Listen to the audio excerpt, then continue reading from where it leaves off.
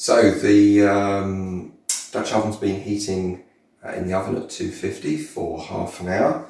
Just taking the lovely dough out of the fridge. It's got a nice bounce on it, so that is nicely proved. And we're going to bake now. So a little sprinkling of flour on, just make sure it's not sticking anywhere. Got my sprayer with some water in, all ready to go, and the lane for scoring. So let's get what is currently the lid off. There's that, make sure we don't lose any heat. I'm going to flip this over. There we go. Need to use a trivet, obviously. And gently take that off. Sometimes you get some flour sort of caught in the corners. Just flip that off. Right, I'm just going to score it. So 45 degrees to the dough. And nice line across there. Make sure it's nicely cut. Right, and then 2 or 3 sprays on each side. You don't want to drown the bread.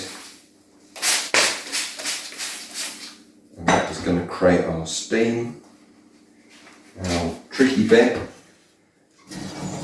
of getting this on. And getting your glove and dropping it on the dough. And then this goes in the oven. 250 for 20 minutes. Oops, there we go. And then we'll take what is now the lid off. And I'll show you that in 20 minutes time. Okay, it's 20 minutes later and I've got to take the lid off. So this is the moment of truth, and let's have a look and see how much the bread has sprung up. So this is a tricky bit. I use the wooden spatula just to lever up the lid so I can get a glove underneath. And that looks quite nice. So we've got a nice ear there, and it's sprung up really well, so all good. So back in the oven, 20 to 25 minutes at 230. And you should really turn it around 180 degrees halfway through. Certainly this oven doesn't heat evenly front to back.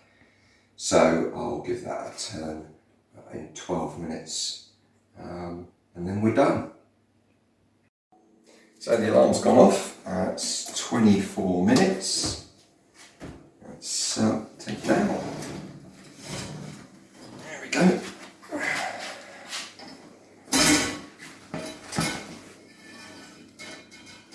So that's a good one. We've got a nice ear sticking up vertically, browned. I don't know if you can zoom in, but there's sort of little blisters on here, which is what we want. So, however tempting it is, this is now going to be left for 2 hours before you cut it open. It's still cooking inside. If you cut it, it'll let all the heat out and you'll end up with a bit of a sort of gooey dough instead. So 2 hours and then you can eat it. Enjoy. And there we have a lovely crumb, a nice chewy crust. You cannot beat fresh baked homemade sourdough. Enjoy.